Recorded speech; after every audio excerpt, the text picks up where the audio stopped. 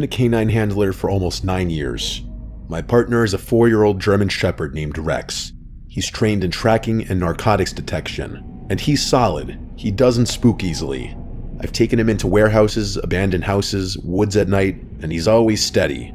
That's why what happened that night stuck with me. We were called in to assist patrol on a house search after a foot pursuit in the area. Officers had attempted to stop a male suspect a few blocks away, and he ran. They chased him through backyards and lost sight of him near this property. A side gate to the yard was found open and the back door of the house was unlocked. Neighbors had also reported hearing a struggle in the backyard, which added to the urgency. Patrol swept the first floor, but weren't comfortable calling it safe. They believe the suspect may have forced his way inside and could still be hiding somewhere in the house. Rex and I arrived about 20 minutes later. The house was a 2-story place in a quiet subdivision. There were no signs of forced entry from the front. The officers on the scene briefed me quickly.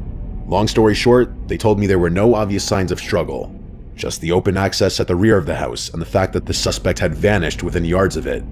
I put Rex on a short leash and gave him the search command. He pulled forward immediately, moving from room to room on the first floor. The living room was clear, kitchen was clear, and laundry room was clear, so we moved upstairs. Up there was a narrow hallway with 3 bedrooms and a bathroom. There was no fresh air up there and no draft. All the windows seemed to be closed. As to be expected, as the neighbor reported that the owners of this house were not in town. Rex and I went into the first bedroom, then the second bedroom. Then he pulled toward the bathroom at the end of the hall. I examined the little bathroom, and overall it seemed clean. Nothing was out of place in any of the rooms. Rex sniffed around the room, the edge of the vanity, the floor, then he froze. His ears went forward, and his body stiffened up. He started growling, looking outside the bathroom door. His growls then turned to barks. He was staring out into the hallway, growling and barking at something out there. I stepped backwards out of the bathroom with him. "What is it?" I said quietly. Rex was locked onto something down the hallway. At the very end, near the last bedroom door, I saw what he was barking at. This figure standing there. This tall, dark, completely still figure, and it didn't look like any of the officers downstairs. They also would have in some way announced their presence to me. I identified myself as police, and that there was a canine with me. But there was no response to this.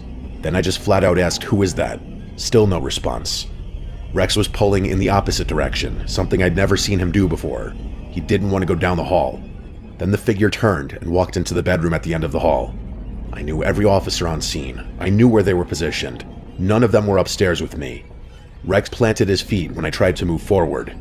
He pulled backwards hard. He did not want to go down that hallway.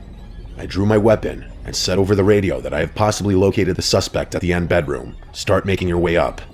I pulled Rex forward, and he resisted the entire way. He kept looking at me like he didn't understand why I was making him go. When we reached the bedroom doorway, he refused to cross with me.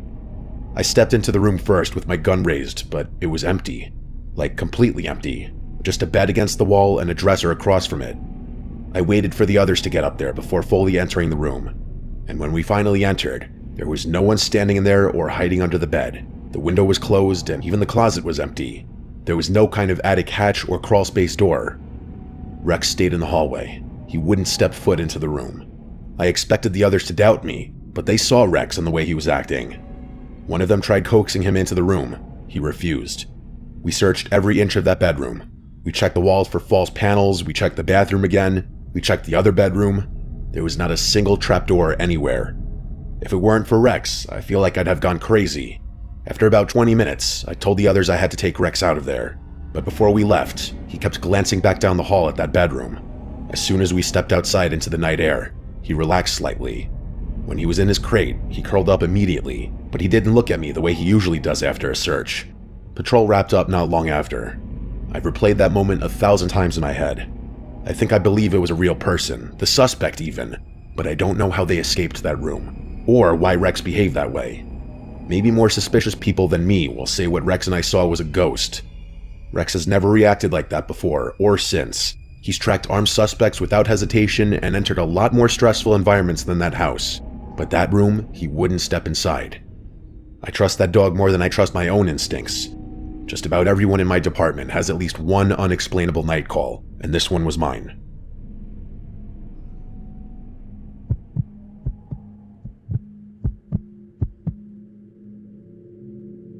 When I turned 21, I joined the police force in a remote town that I won't name. The department needed new officers, and I was a young father who needed money, so the timing was perfect. Because I was a rookie, they assigned me to the night shift. It ran from 6 at night to 6 in the morning. The guys at the station sometimes teased me about my hours, saying that I always worked the crummiest shifts. I actually didn't mind them. I've always been a night owl. Besides busting people for speeding and pulling over the occasional drunk driver, I spend most nights sitting back listening to podcasts. In a weird way, it was kind of relaxing. After a year in the department, something happened one night that changed everything. A severe thunderstorm rolled into town and caused major power outages. Torrential downpour flooded most of the major roads. To be in the best position possible when accident reports came in, I parked my cruiser in a parking lot in the middle of town. At 2 a.m., our dispatcher Claire radioed in. She reported that someone who sounded like an adult male claimed to have been kidnapped. They told her they were held captive inside someone's home. Then the call ended. When she redialed, the caller didn't answer. My cruiser had a built-in computer display that showed all the call details. Based on the address, I was about 10 minutes away, so I was probably the closest officer. I radioed in and told her I'd respond. I also requested backup.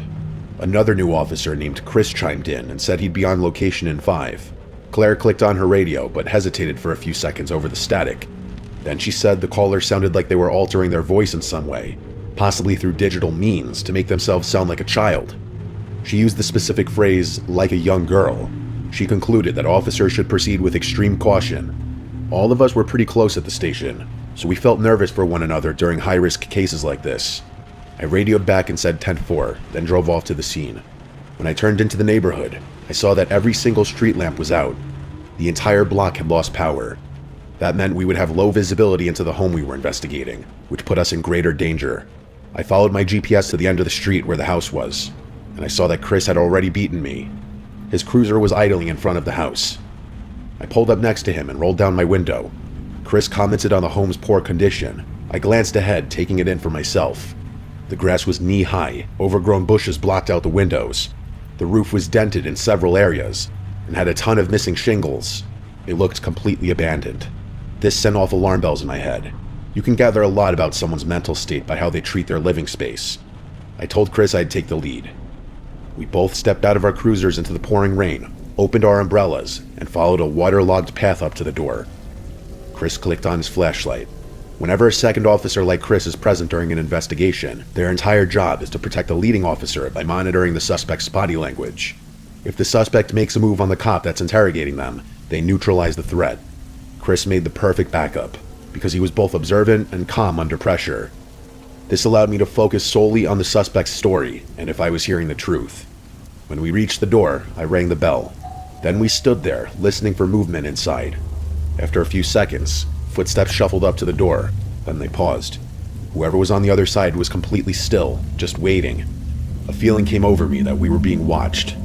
Slowly, my gaze drifted over to the peephole. As soon as I made eye contact, a distorted shape moved back, like whoever was watching us had pulled their head away. "If you're in there, we'd like to ask you a few questions. Open up, please," I said. They froze again, as if they were thinking about what to do next. Then the lock started turning and the door creaked open, but only by a foot. From the darkness, a man peeked out of the crack. He looked like he was in his early 30s. He was overweight, balding, and wore thick-brimmed glasses. I took a single look into his eyes and sensed that he was hiding something. I informed him that we'd received a call from his address of someone claiming to have been kidnapped. The man acted confused. He apologized and told us it must have been a pocket dial. I asked him if it was a pocket dial, then how could he explain the voice in the phone call? For a split second, the man averted his gaze, then said he didn't know anything about a voice. I asked him if there was anyone else in the house, and he said he lived alone. Then I told him that for safety reasons, we needed to have a look inside. Not without a warrant, he said. These days, a warrant can be obtained in minutes. I went back to my cruiser, called dispatch, and requested communication with the on-call magistrate. 5 minutes later, Claire came back on the radio and told me the judge approved a telephonic warrant and emailed it. We were clear to enter. I showed the warrant to the man. He reluctantly pulled the door open, and I could see that his hands were visibly shaking. I clicked on my own flashlight and stepped inside. A putrid smell immediately hit me. I scanned around to find the source and saw a hallway straight ahead and a room directly to my right. I shined my light into the room and saw what looked like a living room. It was absolutely disgusting. Piles of clothes and stacks of dirty dishes were spread across the carpet. Cockroaches were even crawling all over them. A couch that looked like it was pulled off the side of the road sat at an angle against the wall. This man obviously used this room as his living space. I'd seen these sorts of living conditions in drug cases before. When I turned to look back at the man, he shifted uncomfortably. I made a mental note to check for paraphernalia once I'd confirmed the house was safe. Then I stepped toward the hallway. My foot struck something. I looked down. In the beam of my flashlight, I saw a pink Barbie doll playhouse that I knew I'd seen before. I thought about it and realized I'd bought this exact set for my daughter last year on Christmas. I asked the man if he had kids. He said no, but explained to us that sometimes his nieces came over, so he kept a few toys around for them. Chris and I exchanged a look. No mother in their right mind would allow children into this environment. I told him this was his last chance to tell me if anyone else was in the house. He assured me there wasn't. I started my way down the hallway, and the man followed, saying that nothing was down there. Chris yanked him back by his arm and ordered him to stay put. The hallway had an open room on either side and a closed door at the end, which was probably the basement. I peeked inside the first room, scanning from right to left, and saw more children's toys and even items like diapers scattered across the floor. In the corner, the dark shape of a person was hunched over. I drew my weapon, only to realize that it was a doll sagging its head down in a rocking chair. The shock of that visual made my heart pound. I leaned against the doorframe and steadied my breathing. Chris asked me what I had seen. Before I could respond, I started studying the doll. It was the largest one I'd ever seen, every bit as big as a person, and the man had dressed it in women's clothing. On the bed beside it, ladies' blouses, jeans, and lingerie were folded into neat piles.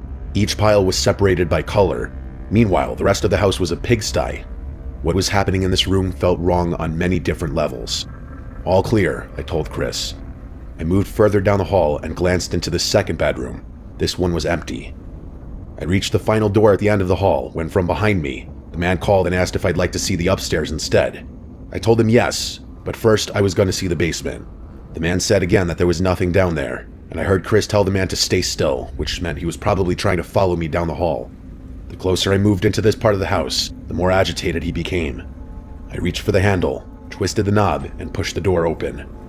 It squealed on its own hinges. A set of wooden steps descended into a pitch-black room. I shined my light down. I could only see the area that surrounded the landing. It looked equally as messy as the upstairs. From deep inside the room, in an area I couldn't see, something rattled. I told Chris that I heard movement. The man responded instead, apologizing to me and Chris over and over. Even though it was the last thing I wanted to do, I had no choice. The man was lying to us. Someone was down there. I headed down the staircase. Each step creaked under my weight. The rattling noise from inside the room grew louder. Behind me, the man repeatedly begged us to stop looking around. I neared the landing and swept my flashlight across stacks of boxes. No one appeared in my line of sight. Across the room, there was another door. The noise was coming from there. I drew my weapon. I commanded whoever was inside to come out slowly with their hands up. Whoever was inside stopped moving. I shouted the same command a second time. The door remained shut. I crossed the room, sliding between boxes and old furniture that blocked the way. My sights were trained on the door. When I stood within several feet, I paused, listening. Whoever was inside also remained perfectly still. My anxiety ticked up with each second. So many things could go wrong in this situation. I moved to the side of the doorframe in case they were armed and tried to fire through the door. I reached for the knob, grabbed on, and twisted. Then I swung the door open. I was still hit into the side of the frame. If anything besides empty hands emerged, I would have to use deadly force. After several agonizing moments, nothing came. I said a quick prayer, then aimed my weapon right into the room. What I saw, I can't go into detail on, but basically, this is what happened. A man in his mid-40s was being held captive in that basement. He was a father of 3 and a respected member of the community. Months after he went missing, everyone, including his family, assumed he was dead. After 2 years in captivity, he finally got the chance to escape. Earlier in the night, before we arrived, the homeowner brought the victim's dinner down and made the mistake of leaving his phone behind. The victim managed to activate Siri and call 911. When we arrived on scene, the victim had already been confined in a way that prevented him from calling upstairs or making any kind of substantial noise. Then, when I ordered him to come out, he froze in fear, not because he couldn't obey my command, but because he didn't want me to use lethal force, thinking that he was a threat. Once I opened the door and found him, we arrested the homeowner on the spot and took the victim to the hospital for immediate treatment. I feel incredibly lucky that no one was harmed, and that we could reunite this man with his family. But the most disturbing detail, which has haunted me every day since, is how my dispatcher described the voice of the man who made the call. Why was he speaking like a child? The only explanation that makes sense is that this man was forced to speak in that young tone of voice for so long that even when he called the station, that's the only way he could communicate. And if he was forced to do that, what else inside that house was he forced to do?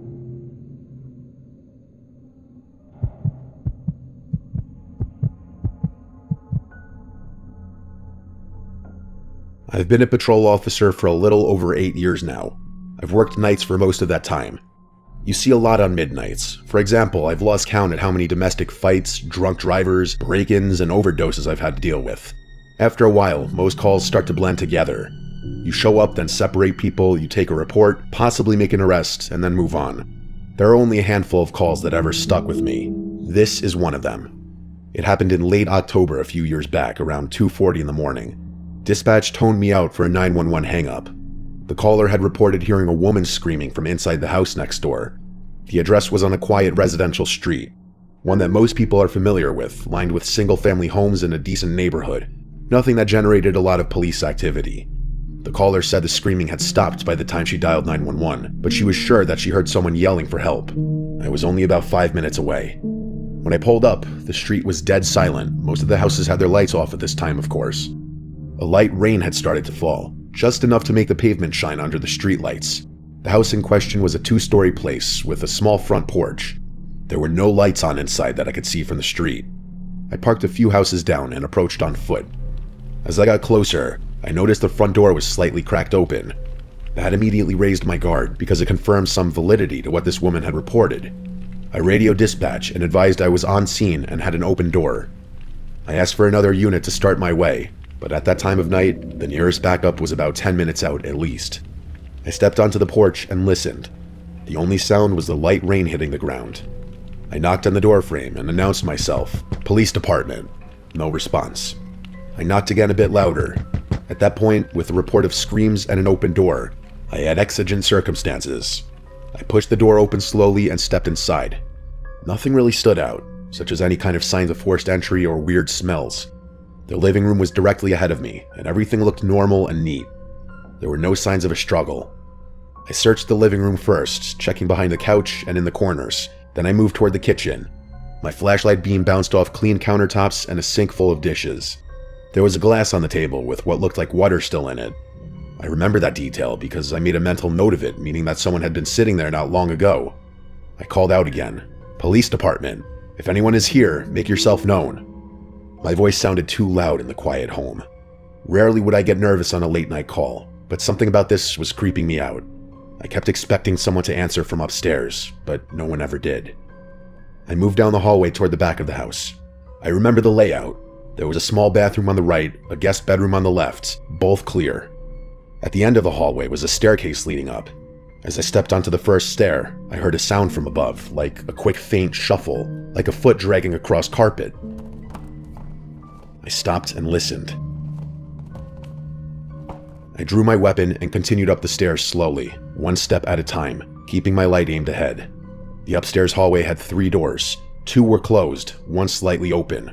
The open one was at the end. As I reached the top, I heard it again. A soft movement from that direction. I announced myself a 3rd time and told whoever was inside to show their hands. No response.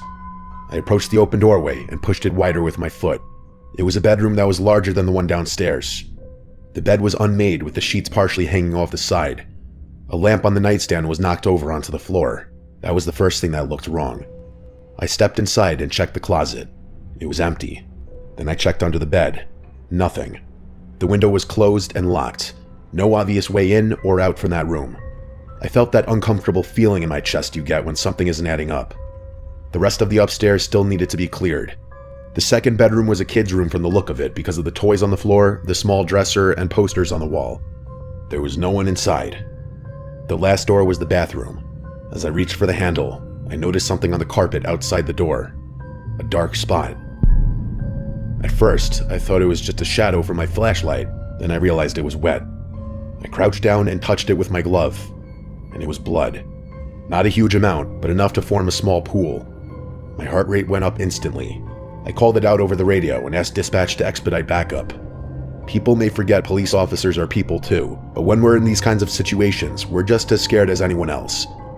I pushed the bathroom door open and flicked on the light with my elbow. The shower curtain was closed. There were streaks of blood on the tile floor leading toward the tub. I moved closer and yanked the curtain back. The tub was empty, but there was more blood near the drain. The blood looked as though someone had been standing there bleeding. I checked everywhere in the bathroom to no avail. By this time, backup was still a few minutes out. I was alone in a house with fresh blood and no victim. I did another sweep of the upstairs, but slower this time. That's when I heard a faint sound from below, like a floorboard creaking under weight. It came from the first floor. I moved back toward the stairs and aimed my light down into the darkness. The living room was still dark and I couldn't see movement, but I felt it. That feeling like you're being watched. I descended slowly, trying to control my breathing. When I reached the bottom, I cleared the living room again, the kitchen too. But then I noticed something I hadn't before. A door near the refrigerator that I'd assumed was a pantry. It was slightly ajar now. I was almost certain it had been closed earlier. I approached it and opened it wider. It wasn't a pantry. It was a narrow set of stairs leading down into a basement. The light switch was at the top. I flicked it up, but it did nothing. Either the bulb was out or the power was cut down there. The stairs descended into complete darkness. I radioed again, advising I was going into the basement. No way was I waiting up there with someone possibly moving around below me. I started down the stairs. The basement was unfinished, and as I went down, I noticed concrete floors, exposed beams, and boxes stacked along one wall. As I stepped off the last stair, I saw a chair in the middle of the room, a metal folding chair, and the floor beneath it, a large pool of blood, bigger than what I'd seen upstairs. The chair had zip ties attached to the armrests. They were cut. I scanned the rest of the basement. That's when my light hit movement in the far corner. A figure bolted behind a stack of boxes. I yelled for them to stop and started moving toward them, but they moved fast, heading toward the back of the basement where there was a small window near the ceiling. I heard glass shatter. By the time I reached that corner, the windows had broken and whoever it was had forced themselves through. The window led to a narrow side yard between houses. I climbed out after them, cutting my hand on the glass in the process. Outside, it was still raining. I could see a dark shape sprinting toward the alley at the end of the block. I chased for a bit, but lost them once they turned the corner. Backup arrived minutes later. We set up a perimeter. K9 responded, detectives came out, but we never found the person who ran. The house turned out to belong to a man who lived alone. He wasn't there. We found his wallet upstairs and his phone on the kitchen counter. There were signs he'd been restrained in that basement chair. The blood matched him, a lot of it, but not enough to confirm he died there. He was never found. The neighbor who called 911 swore she heard a woman screaming. We never identified any female connected to that address, and no signs anyone else lived there. I don't know if I interrupted something in progress or if I walked in after it was already over. If they hadn't made that one mistake in the basement, knocking over that stack of boxes, I might have walked out of there thinking it was a false alarm. The missing man's case is still technically open. Every once in a while, I drive down that street on patrol. A new family lives in that house now. I see the kids' bikes in the driveway sometimes. Like I said, it's a normal neighborhood. But sometimes fucked up things happen in the most normal neighborhoods.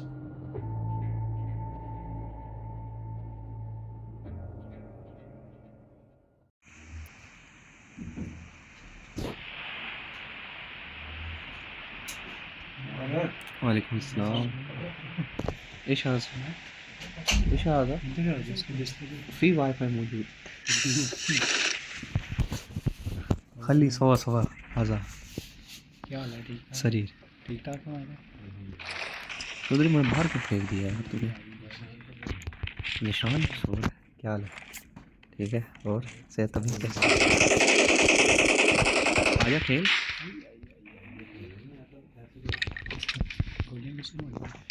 इसने बस एक minute है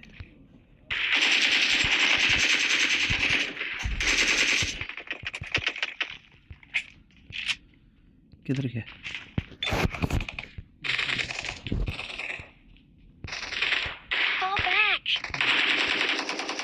हाँ मारा ना भी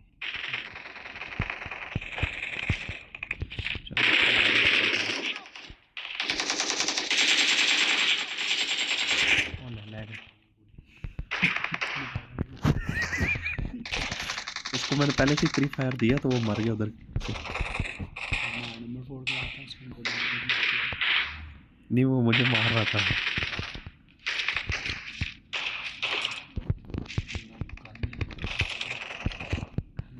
इन लोगों को देख यार, ये शॉटगन लेकर बैठे हुए सारे। वो देख डज डज लगा तो बंदे को सांस भी नहीं लेने देगा।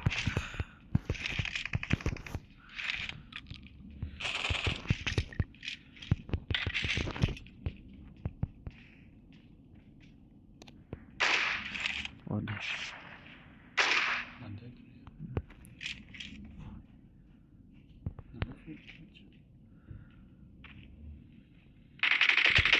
Marked an open door.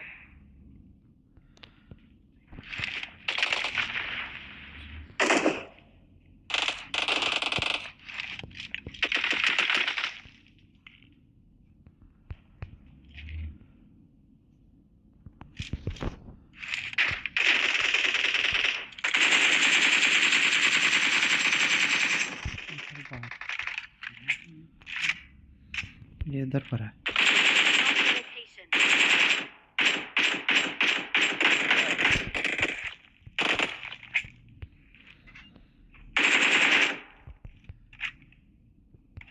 अभी तो शोर नहीं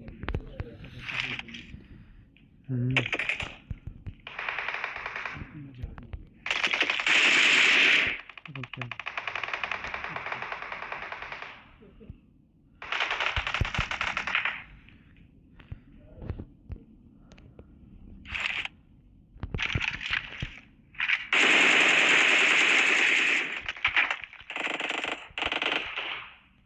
Awesome. Awesome.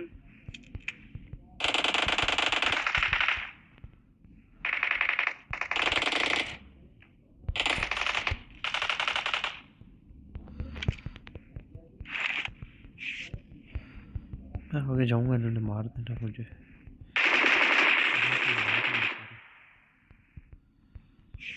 अचानक मारते हैं ना गोली, बहुत फौरन डाउन एकदम मैं ऊपर हूँ नंबर 3 के साथ।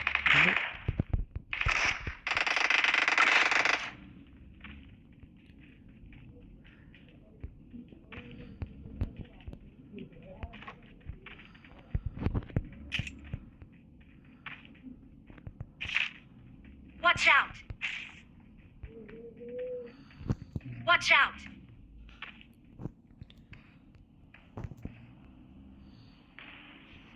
Marked a location. उधर अंदर रुक जाओ।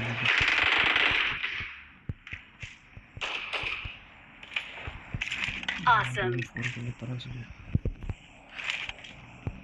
Awesome.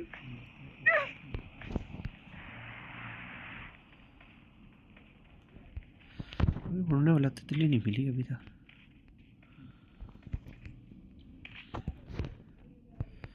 हाँ अब जाकर मिली है।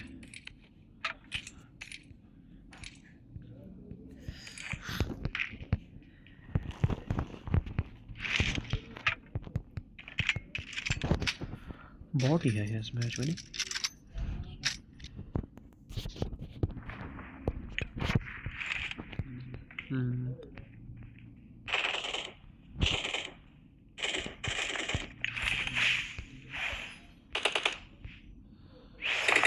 Help.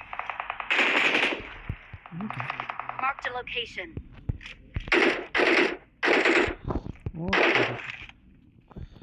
ये तो 7 वही है जिसको भी मारा था थोड़ी देर पहले।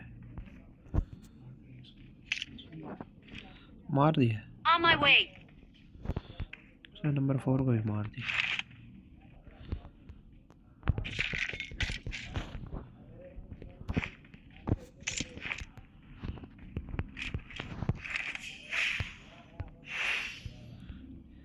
दोनों रिकॉल करके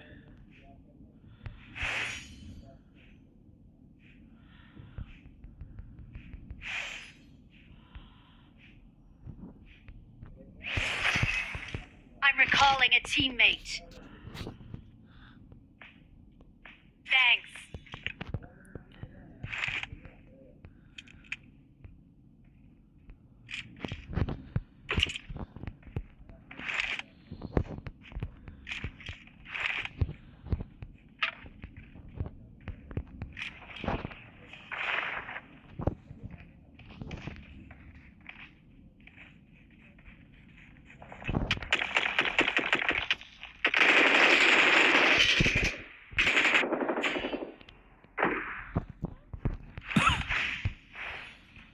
मैंने किसी और ने भी फायर दिया था।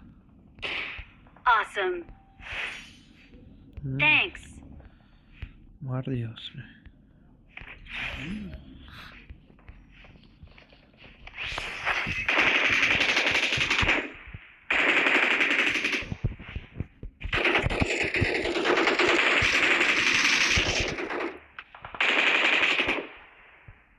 Awesome.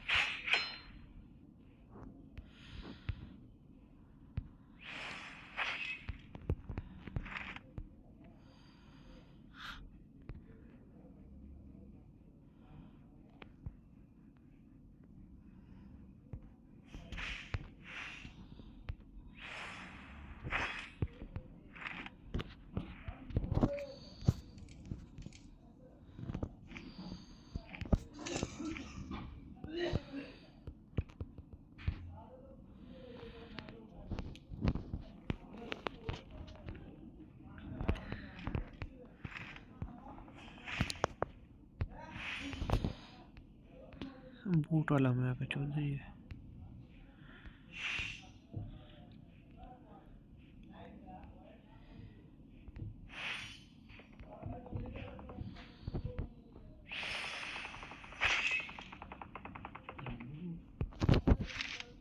हाँ उधर से आवाज आ रही है।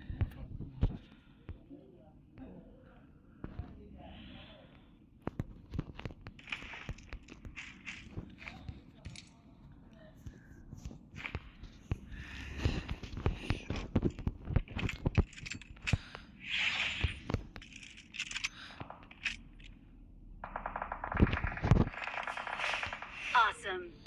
Awesome.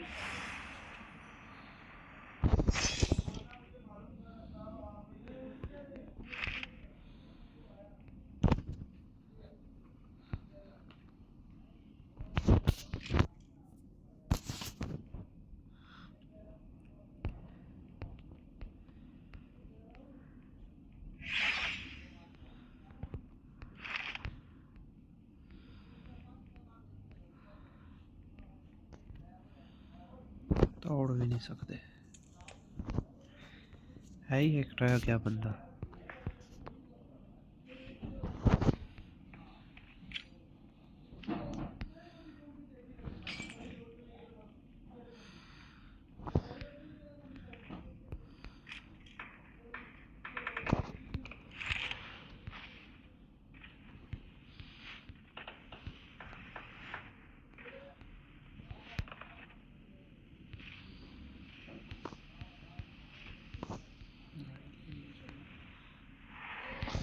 बंदा ढूंढने आया।